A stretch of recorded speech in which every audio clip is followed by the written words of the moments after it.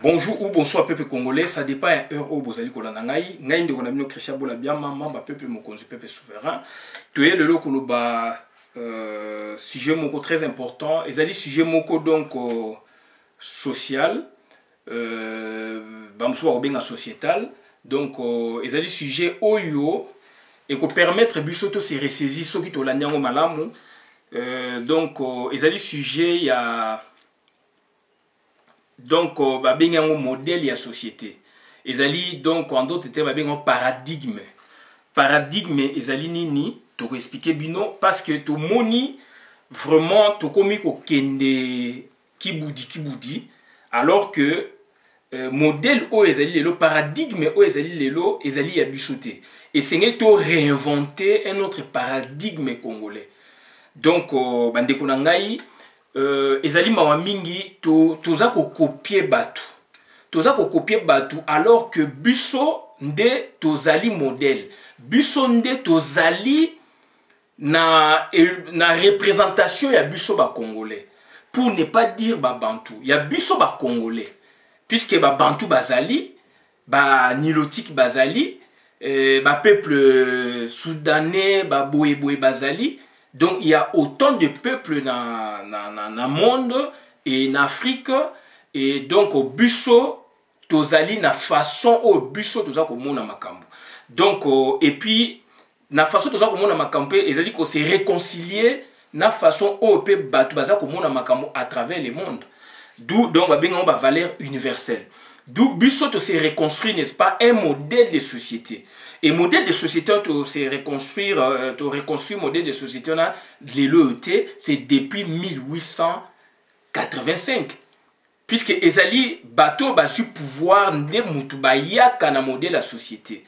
Puisque au départ, tozala qui donc ba tribu ethnique, to yebana ki lem susu pété, mais ba sangi sibiso nous sommes une création de la colonisation et de 1885 jusqu'à 1908 on a bengi état indépendant du Congo. Donc il y avait construction d'un paradigme social communément appelé paradigme congolais. Donc tokota la beta pour na ndenge le tokomi. Donc on a donc pour na tokende nanu musika te to expliquer bino paradigme puisque ezali mo scientifique ezali mo makasi. Paradigme ezali nini? Simplement ezali modèle ya société. Mais paradigme balobi ezali représentation du monde. Une manière de voir les choses. Un modèle cohérent du monde qui repose sur un fondement. Et fondement ezali nini? Fondement ezali ba valeur oyo mboka na mboka ezanango.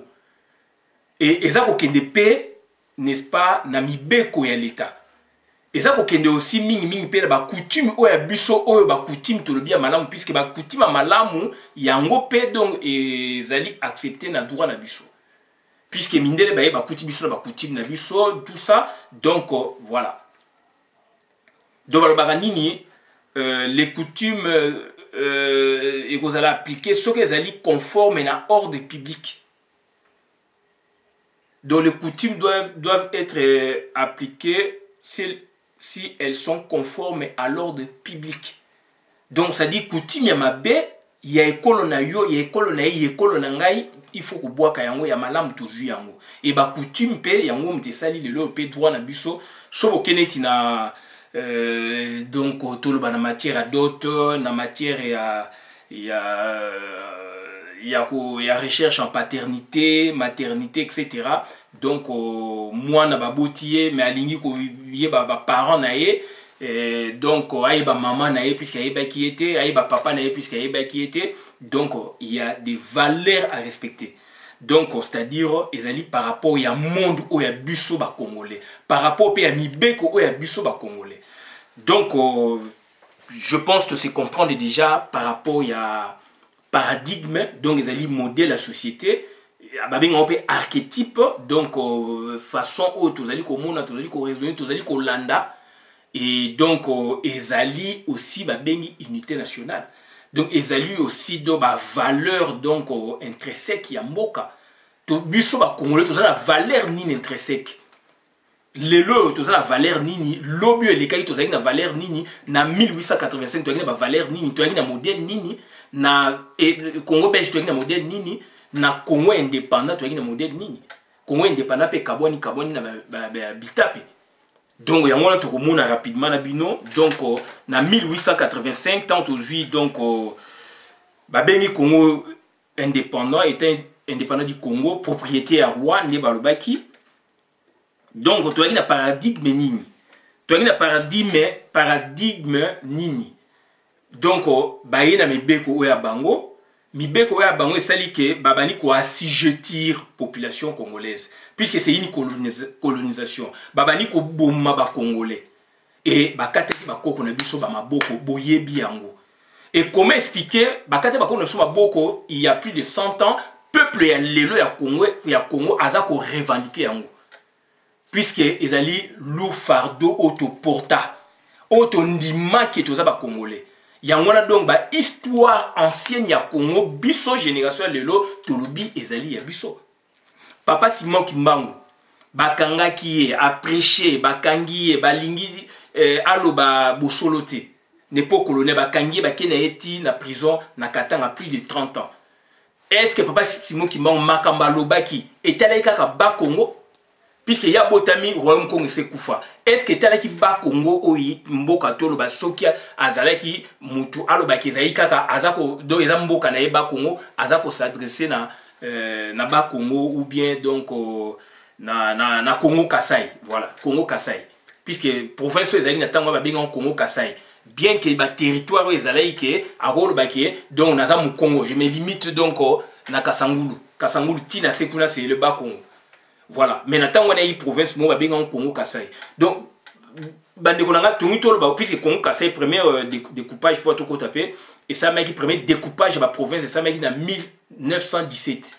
Avant on a eu ba district et ba territoire. Donc en 1917 papa Kimba on a ba kangi était. Donc avec la province au ba bengi Congo Kasai. Congo Kasai pour votre information donc vous avez regroupé donc l'actuel bas Congo l'actuel bas Congo, province à ville à Kinshasa et le Bandundu sans Maïndomé, puisque Maïndomé est parti Équateur. Tout le bas, on a vidéo et voilà. Donc ça dit papa Simon qui m'a abota qui donc province Oya bot district dans les Bosso, avec un district Oyo et qu'on revenir donc on a na territoire na proche ou dans le na bas Congo tout dans son entièreté et puis si Koyo tout le bisco province d'origine il y a papa Simon Kimbangu donc esa réalité ancienne donc c'était donc province il y a Congo Kasai ba au en 1921 donc c'est à dire bande konangai to raisonner to zonga simato comme batu to zonga simato comme batu et là maintenant on comprendra beaucoup de choses.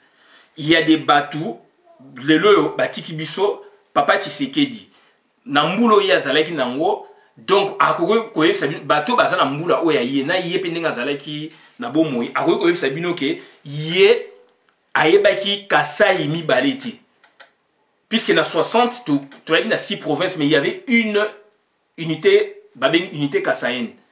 Donc ça dit déjà eloko wana et puis il y a encore akokoy koyebisa bino ke tant il y a botamaki ba parents naé par exemple bazalaki na province o babengi donc na abotami na 32 30 par là donc a une province o babengi Congo Kasai après siko ba yo kabolon na 34 ndesco yo Kasai et ko bima ba province muso e ko bima. Donc c'est ça la réalité un peu il faut ça gymnastique wana il y a retour donc bandi konangai il y avait des valeurs, il y avait des modèles de la société. Ba belge ba yela biso modèle nini ba yela biso paradigme nini paradigme o ba yela biso yali ya violence structurée fondement nango sikoyo violence structurée et elle est en contradiction na fondement ya société puisque d'un côté ba sango ba ko créer une nation baza ko balisa bato ba yebanité ba 800 km ba 1000 km ba 2000 km na ba ferme chapelle place bazolo misala ba sango catholique mais liboso yaki ba protestant puis église protestante de côté liboso na Congo do ba sango ya catholique do bazo sala ba mariage na sko bazo balisa sko ba batu oyo bazali ya ba province ming pelem susu ezali ensemble été ferme chapelle ya ki mwenza ya na place na ba bolobo donc bazu mutu ya mboka boye baye ba chewana bazu mutu ya mboka boye baye ba chewana donc bande ko na ngai donc c'est ça l'histoire ya Congo et donc et en contradiction na fondement puisque modèle la société zanini fondement na mweza nini contradiction ezalaki d'où ba bomi ba koko na biso violence structurée caractéristique donc violence structurée fondement ezali nini sa nation de contradiction. Donc, on ne pouvait pas continuer avec un tel état comme na Congo belge. Et na Congo belge, qu'est-ce qui s'est passé? Na Congo belge, maintenant, cette fois-là, c'était donc la colonisation scientifique. Bah, médecin baye, bah, boue, bah, anthropologue, bah, boue, baye, bah, sali oyo, misala, oyo, sengele ko sala, bah, côté na terre, puisque roi a côté qui, sans que a étudié peuple. Ba benyango ethnocide o ya sala ba bomi ba culture na biso ba bomi ba âme ya ba africain mais terre à terre to yo karake ba ye ba jubia bike ko na biso et na mboka na bango na terre veraine ba ye ba biloko na biso ba boye tout ça puisque ba étudier ki bisoti il fallait tango lingi o vivre na batu il faut o ye kola bango o ye ba pendeni ba vivre be munoko na bango ye abi mabele na ye bien que a dirija a tchama colonie na Congo te atindaki batu puisque Stanley ayaki na compte américain na journal américain donc on a première exploration il y en avait deux 1874 et 1877 wana Stanley batindaki na ba américain ya on sa bino Congo et ça ba créateur et puis na colonisateur il y en avait 4 créateurs d'où na deux temps roi Yoki Bekona puisque Stanley ayaki na cadre ya ba photographie puisque partie assez ya Congo ya Afrique donc à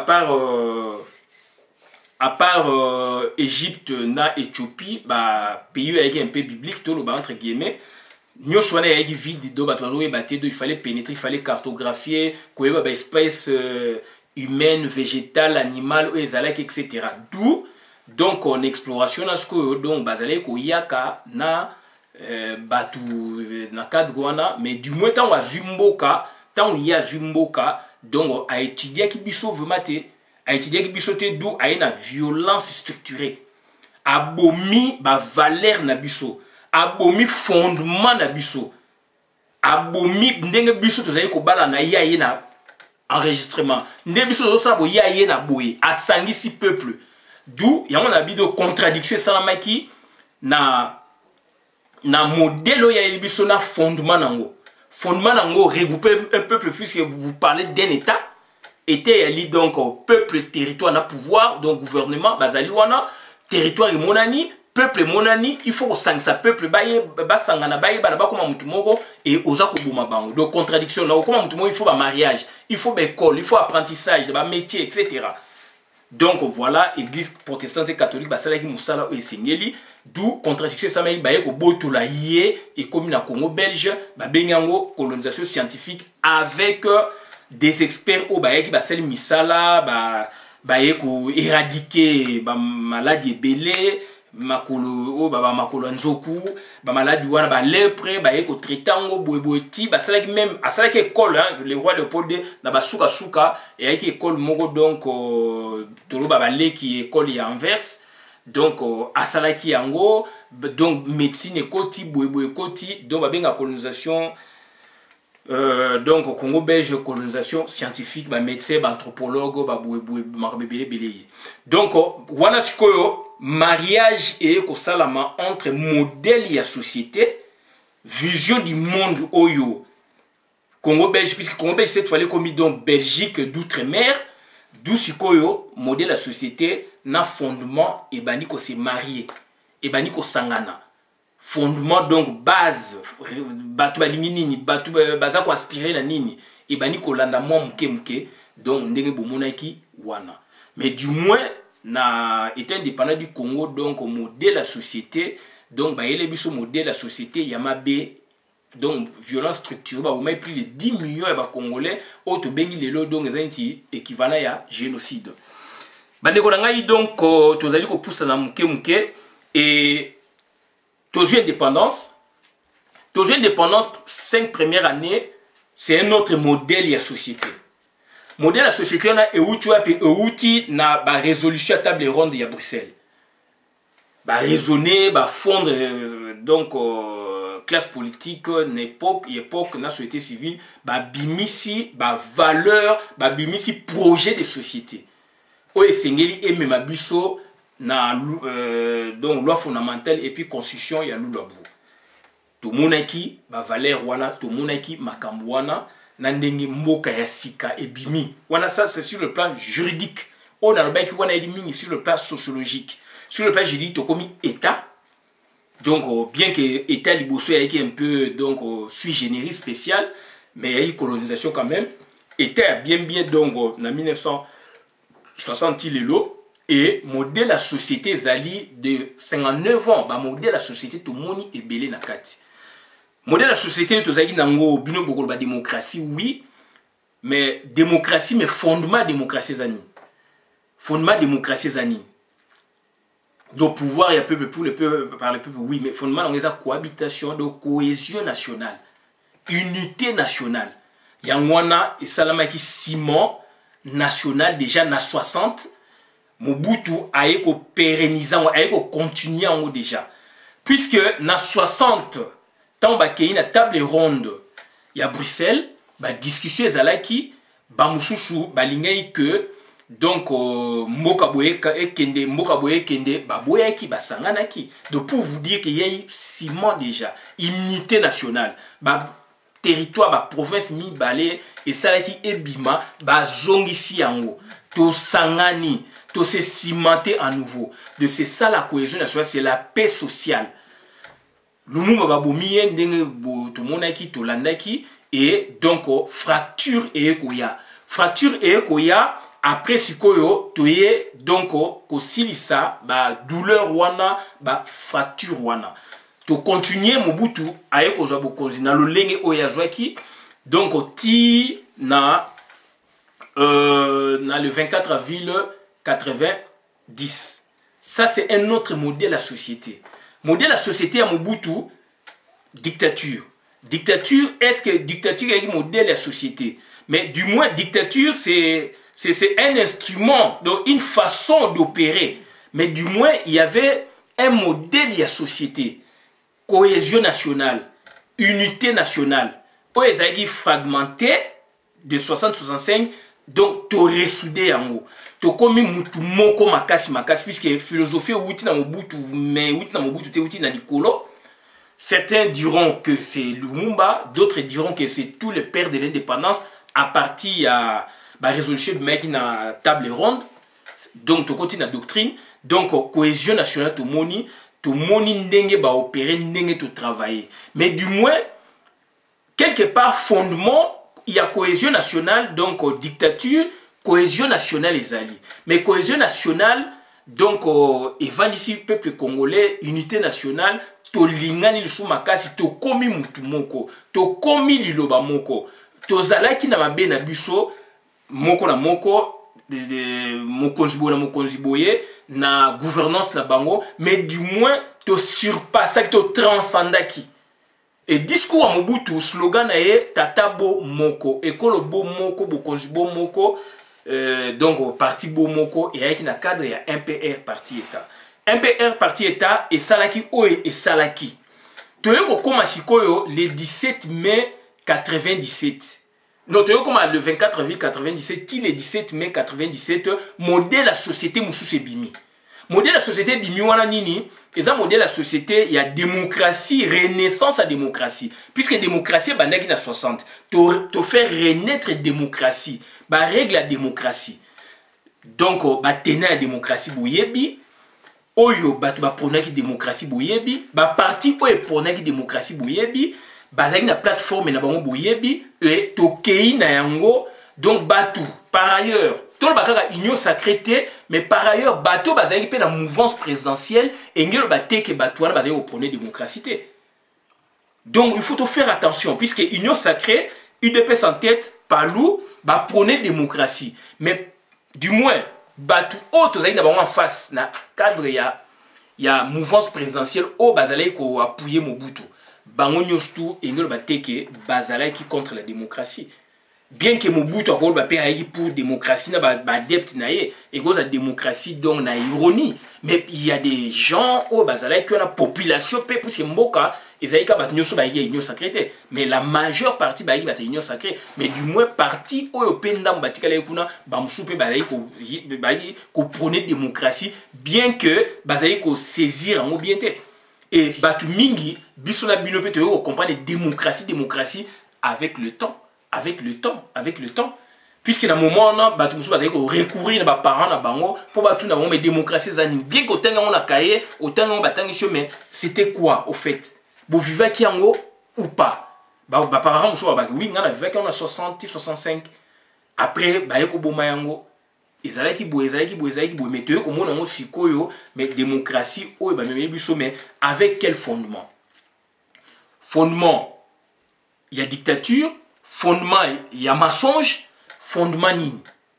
Donc, tout le monde, avènement et afdel, ti, donc, continuation, en gros, les loyaux. Donc, c'est-à-dire, à partir du 17 mai 97, ti, les loyaux, tozali na modèle nini, il y a société. Tozali na paradigme à Congo, et ba congolais ani. Modèle à société, vision d'abisso du monde des ani. Puisque vision d'abisso du monde des alaki, bien que la vraie vision, c'est l'armée. Puisqu'on avait une armée quand même forte, une armée quand même qui faisait la fierté des Congolais sous Mobutu. Et donc, vision à Mboka et Kendakana armée. Et vision a été indépendant du Congo et Kendakana armée, puisque c'était l'état indépendant du Congo, le roi Léopold II, et avec l'armée la plus puissante en Afrique centrale. Botanga mikana bokomona yango. Bien que ayaki na violence structurée. Armée, vision et au fond de la source na Congo belge puisqu'on avait une armée, c'est l'armée belge en quelque sorte dans la force publique. Et vision il y a mboke mona nakana armée. Na 60 armée nationale congolaise et force publique oui force publique et puis comme armée nationale congolaise donc c'était une bonne vision puisqu'on avait toyaki na ba armement na biso toyaki na ba soldé sengeli toyaki donc bazali ko batela mboka intégrité territoriale etc. donc bazali donc na ba projet ya société côté militaire toyaki na ba armement o sengeli na moment wana et c'était ça la vision puisque munguna ko banga ko ya ko tumola bino puisque yebi ke soko meki réplique. Tu es dans Mobutu, armée très puissante par rapport à par rapport à la réalité de en Afrique centrale. Mobutu a somara 9 mirages, bien que Aeko Baby Sango après 9 mirages avec avion moko donc Yamakasi.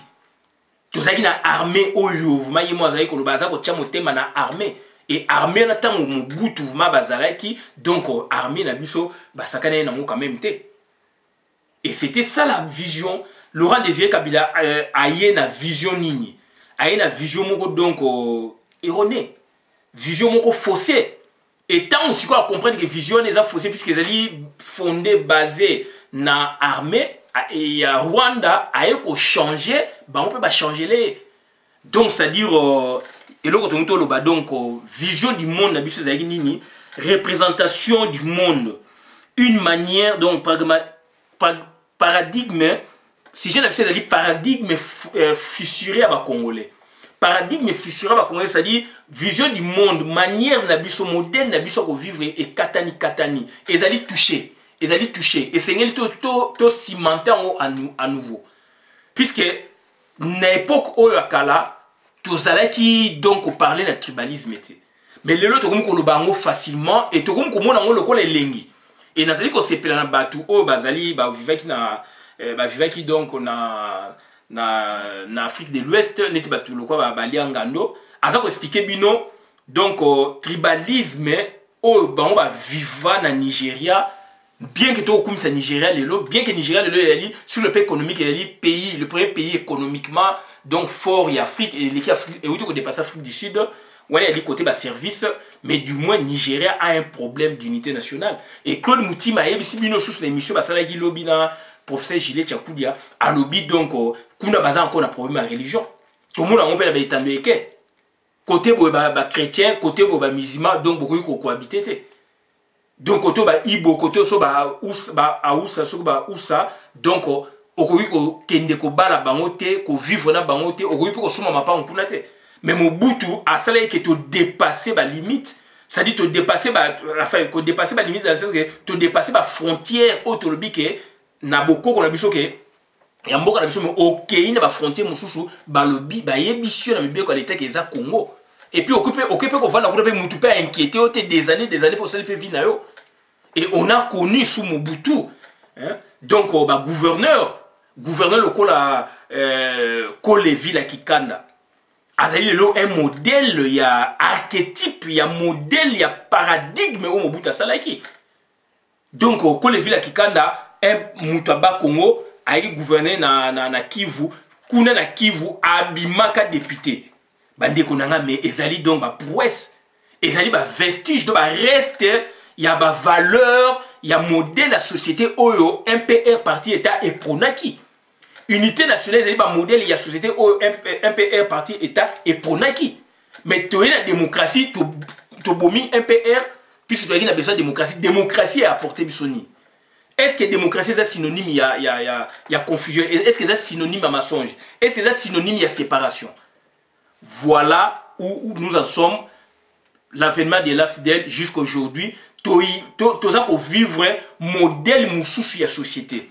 Puisqu'ils ont l'armée, ils ont l'argent, ils ont tout, bah dérouter les Congolais, na vision na bango, armée za makasité, na est bitumba ici la raté, na ouest pareil, lelo na Wuyumbi, bah bomi batu plus de 900 et quelques Congolais, suite à quoi, puisque l'armée za bisoté ba élever wana bangombe ba côté na bandu toloba ki eza bien ya Kabila ba tamboli makolo des mois baza ko s'installer ba côté bazamba puis sont des militaires ils sont bien armés ba côté na bazamba na bisobe baza ko lia butu baza ko ta bino boko yebate ba musupe ba yena Kinshasa ba ba masho ba côté na kwa mutu ba côté na bazamba baza na ba GPS baza ko se communiquer ba s'installer na bazamba na des années des mois puisque ma commencé l'année passée des mois ba ebi terrain bazali na ba GPS baza ko se communiquer na bandeko na bango na Rwanda na Kigali etc na Kinshasa et ba ko sala massacre ya Yumbi na moment oyo ba te sengeli ba voter pour na ko pérenniser pouvoir wana pour na ba ko saké boye lelo ba website no ke élection ça na moins de mars alors il y a un président nommé donc choisi et nommé bandeko nanga voilà archétype otozanango et derrière ça il y a des gens qui alimentent maintenant donc la guerre tribale. Bazali ko alimenter on ils allaient toujours pouvoir en place. Puisque tozali na armée te mibe ko ezati justice est comme faible. Bango moko bazali wana bazali na armée o ezali po ba sela bango po ba boma yo congolais ngai congolais po ba yiba kitana yo ya Congo ba yiba kitana ngai ya Congo. Ba bimisi guerre tribale entre guillemets ya ba na ba ema na ba lendu na ba 2003 na ba kisangani ko na ba ozaïe. Pour séparer le peuple. Mais tellement le peuple est cimenté, batu bakufaki tozali ensemble. Baye ko bimisa makelele ya makasi na ba Congo. Pour séparer ba Congo et simité. Boye biango. Ti baye ko boma donc Floribert Chebeya. Donc mutu ya droit de l'homme. Donc baye ko boma puisque il a donné news tout à démontrer pour na alla qui s'en face du monde que ça mensonge ba bomiye. Baye ko bimsa bitumba ya Kamwina Sapu.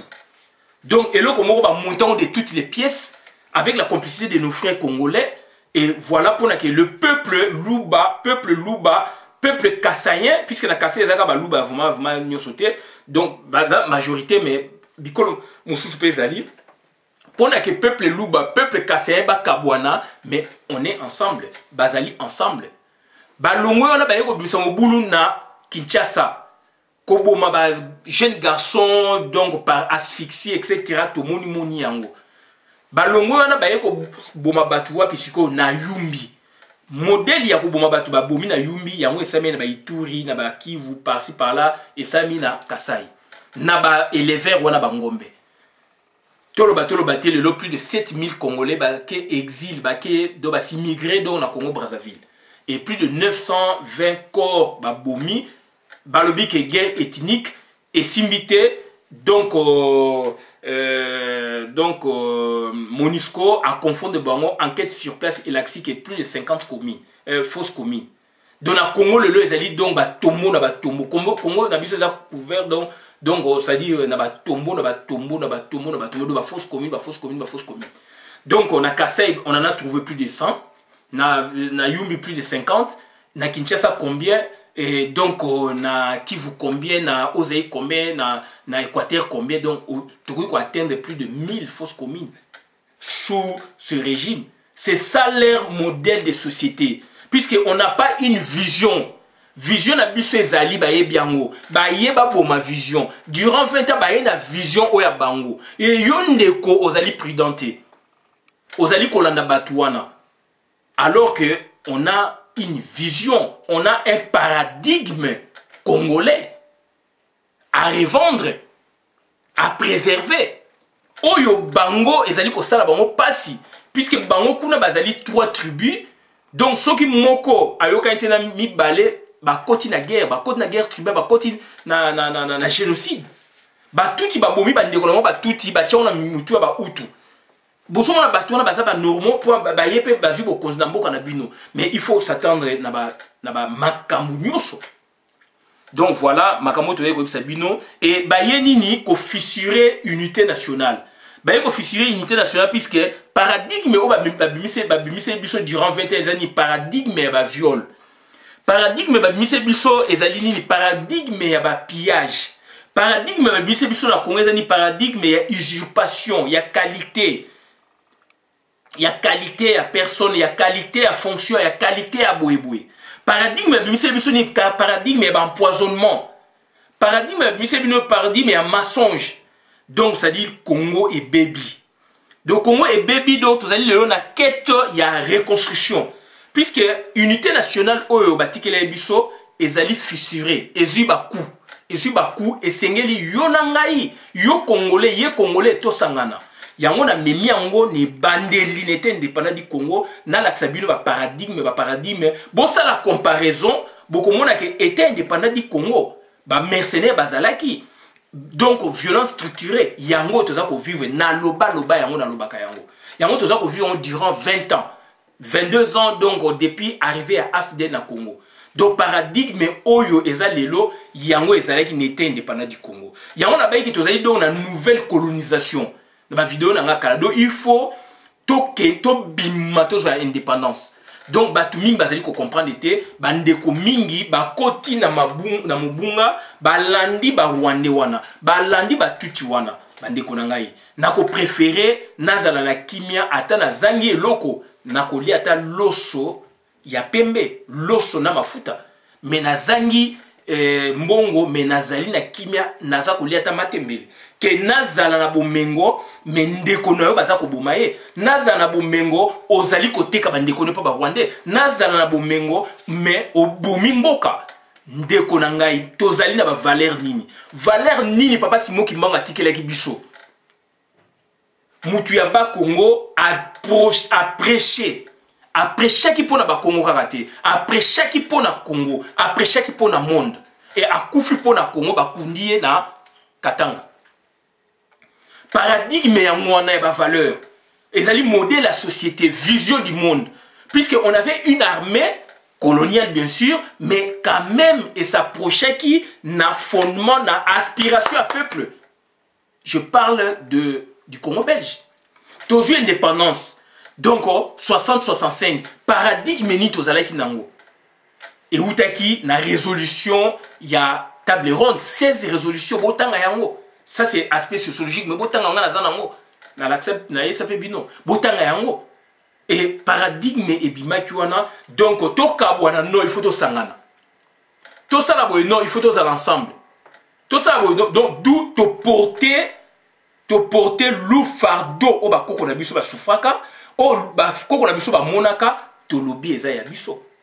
To lobi eza ya biso. Comment expliquer le longa na mutu yekolo mususu aloba il y a eu 10 millions de morts au Bakata Bango Maboko. Mais il y a eu caoutchouc. Caoutchouc, il y a eu en Équateur. Donc, Bandou Nouma Indo, mais c'était Équateur. Mais tous les Congolais, ils ont porté le fardeau. Na sepeli na professeur Gilet Chakoudia à l'Obiango.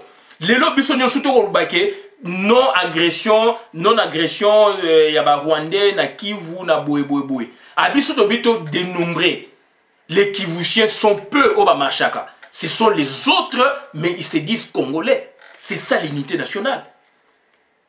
Nazongi, tout ça qu'on portait le fardeau au Bomaka, Bakatara, Bakoko, na biso Maboko. Lelo ezali pour tous les Congolais. Mais Bakata Maboko na partie forestière ya Congo. Quand tout ça qu'on joyango ya biso nyoso, c'est ça l'unité nationale.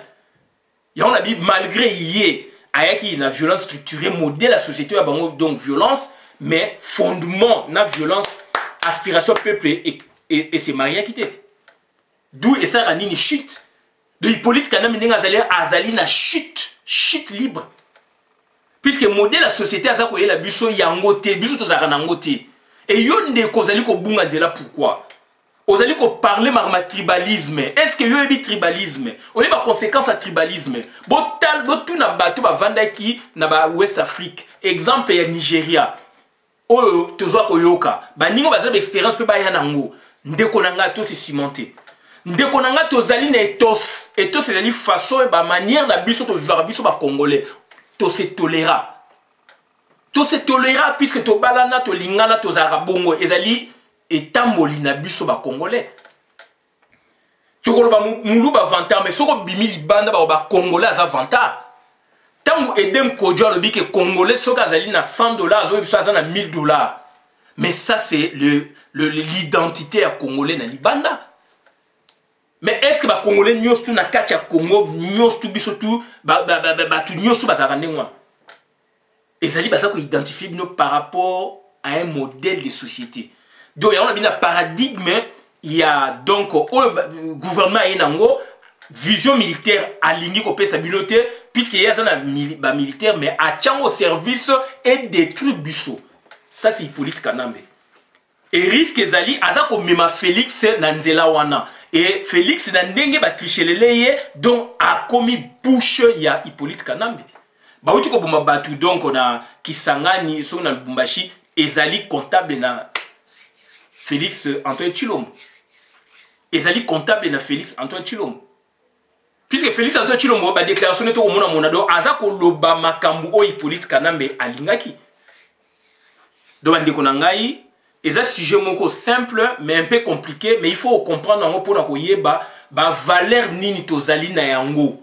On doit transcender to vivre biso tozaka na ba problème te ba tika biso na mobutu tozaka na unité to yebi ke ndeko boye bikolo boye bazalaka boye tozaka ndengwana ezali modèle ba congolais. Il faut to se tolérer qui il faut tozala na ba messager puisque démocratie to belela ki ba leader à parti politique ba sali musa na bangote ba leader à parti politique ba ina ba mensonge ba bomi ba valeur ya unité nationale ba bomi fondement ya unité nationale. Donc de 90 du 24 avril 90 jusqu'à aujourd'hui aucun parti politique va parler na bomoko ya Congo. Aucun parti politique va parler na unité nationale. Aucun parti politique va parler na pouvoir ya Congo. Aucun parti politique va parler Mobutu azo ba tata bomoko. Jamais aucun parti politique est prôné biloko wana. Ekolo bomoko jamais parti politique mo est prôné biloko wana. Bokonzi bomoko bon ça c'est on peut comprendre un peu la dictature. Mais beaucoup de moko donc aucun parti politique est prôné biloko wana donc voilà mais ba parti politique oh to kumisaki ngaina yo to kumisaki to selaki bango to selaki ba leader wana ba yakinde pona ba do ba contredit Mobutu puisque on est en démocratie alors ba yebete Mobutu azapi mokufi Mobutu azapi muta okufa yo pe oza muta okufa mais ba valeur ni to batikeli biso ba mensonge. Batika biso keta pouvoir mais keta pouvoir te mais quémande ya pouvoir. Et ça recherche à pouvoir te mais do bazali ko quémander pouvoir. Tout monde yango lelo. Palou a démontré en UDPS a démontré en autant de fois. Palou a démontré en donc par 2 fois donc tant basu primature par 2 fois et puis le IDPS a démontré par 3 fois basu primature 2 fois et puis bah aux présidence on est basu wana il y a ba aventure. Donc voilà bande konangai donc toza ko senga to se surpasser. Je parle ici ceux qui n'ont tant ba konzi ya mboka n'ont parlé sur le plan de leur fonction. Nazo parlé pas sur le plan de leur tribu. Naza muta tribité. Nazo parlé la tribité. Naouti quelque part puisque muta abota mananzitete mais je prône des valeurs universelles s'il vous plaît. Donc je ne parle pas de ma tribu, je ne parle pas des tribus des gouvernants, mais je parle de leur fonction, puisque c'est une fonction étatique. Quand je cite un nom, c'est dans le cadre de leur fonction étatique. Ce qui baye qui n'a pas pouvoir te, ya mboka te, na reparler la bangote. Mingi pe baye n'a pas pouvoir te, na ebi pe bangote, na reparler pe la bangote. Na reparler na bateau baza ko kende, tout autour il y a pouvoir, il y a mboka, yo esengelo loba, ya sengelo loba, na kuna sengelo loba, ya ngoto sali réflexion, na poto to ko mona, il y a des partis politiques au bazo parler na préférence nationale. Italie les lois ont parlé de la préférence nationale, Marie Le Pen Jean-Marie Le Pen, Marie Le Pen, à mon année, parle de la préférence nationale. C'est l'unité nationale. Ségolène Royal a parlé de la unité nationale. Donald Trump a parlé de nationalisme. Je me répète, Donald Trump a parlé de nationalisme.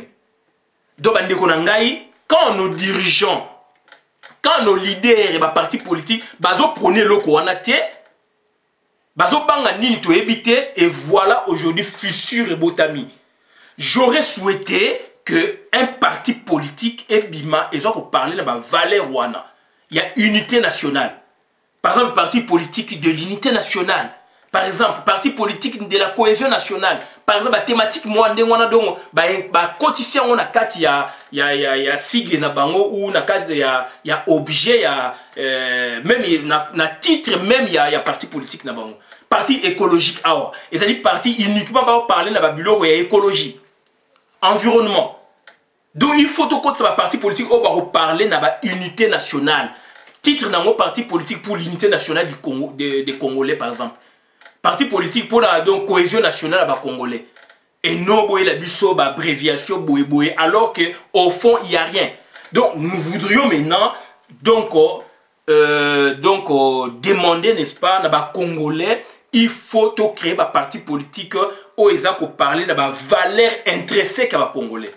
Puisque l'unité nationale, oyo, ezali sima yangaina yo.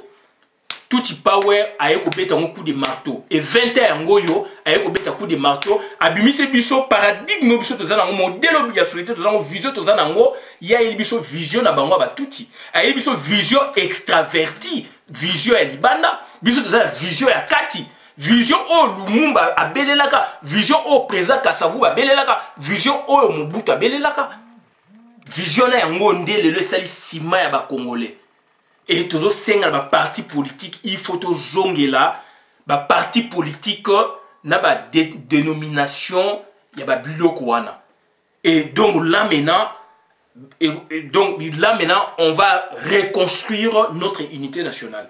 Puisque l'unité nationale n'est toujours qu'il y a une fissure, n'est bandi boye. Puisque bah toi on a blague mais bango bazo lingandi ko pa DPC Congo, batumi ba comprendre lobby et za mawatro. D'expérience au bâtiment va vivre les loyaux alors qu'il faut autant beaucoup na Congo pe salama moi mukene bandeli et kufa na ba Nigeria na Afrique na monde biloko les ali ba conséquences dans les années. Donc il faut autant la biloko wana pour nous comprendre pour na ko abdiquer ko abandonner pour na ko landa chemin mususu. Voilà bandi ko nanga ili comme nazaya ko yebisa bino ya wana paradigme fissuré, paradigme congolais fissuré et quête de reconstruction nationale. Reconstruction nationale, ils ont passé par donc création à nouveau, il y a modèle à société. Création à nouveau, il y a vision à société. Et vision à Bissopone Zamakasi, il faut une armée républicaine. Armée, on est allé féodal avec plus de 450 donc, militaires rwandais, donc tout marché dans le côté. Donc on a été à Sabino Ngwana na suki awa bolanda vidéo malamu bo comprendre ngo bo ça l'effort ya comprendre ngo ndinga pe na ça l'effort na comprendre pour na expliquer bino Donc paradigme donc fissuré, bah il y a biso ba modèle, il y a viol. Docteur Mukwege le a eu prix Nobel de la paix à cause de viol. Aza ko réparer bateau bango baza ko violer, baza ko massacrer. Donc bah il y a biso paradigme, il y a viol, paradigme, il y a pillage, paradigme, il y a maçonnerie, paradigme, il y a usurpation, il y a qualité, il y a fonction, il y a makame belé. Donc bah il y a biso paradigme, donc il y a empoisonnement et comme le quoi modèle. Paradigme, il y a cynisme, donc vrai comme il faut, comme il vrai dans le Congo, bah tu vas apprécier en gros, tricherie, moutako, et comme il valait dans le Congo, bah paradigme, bah modèle la société, bah il y a alors biso tout ça dans monté. Et bateau va vivre 22 ans, na Hippolyte Kanambe, avant qu'il soit dans le village, azaï ko yoka MPR na musika, puisque MPR est comment dans le village, bon je m'excuse, azaï ko yoka lem chouchou ba makamu chouchou ba valeur nationale na musika, et que aïe na ville. Ça fait 22 ans où Bano Botami il y a 22 ans, Bana wana bazana modèle ya société paradigme au ba produit bango na tout power. Il y a un autre ça ba émission oyo pour na kolaksa que on a des valeurs à revendre. Donc on a notre vision. Vision ezapé ko vana na armée. Yango ya lingi armée te donc abomi armée mais armée ezali wana mais ezali ya bango pour baser la ke misala ba théorie etc. Donc bande konangai bana oba botami il y a 22 ans. Donc pour la bango modèle la société ezali oyo baza ko vivre lelo. Oyo baza ko vivre lelo. Voilà donc alors biso nous on a vécu. Bah parents biso ils ont vécu des modèles de société. Et on expliqué bien moins l'écolo. Donc toujours sengande ba parti politique il faut créer un parti politique sur base d'éléments de éco côté dans la société pour na lobito vivre makambo sika Congo ya sika ya ba valeur. On a également c'est bien on a bolo na vidéo malam pour la compte communauté ngai Christian Bola Biama membre Pepe Mokonzi Pepe souverain na obi merci bola na vidéo malam boka bolon la compte société merci.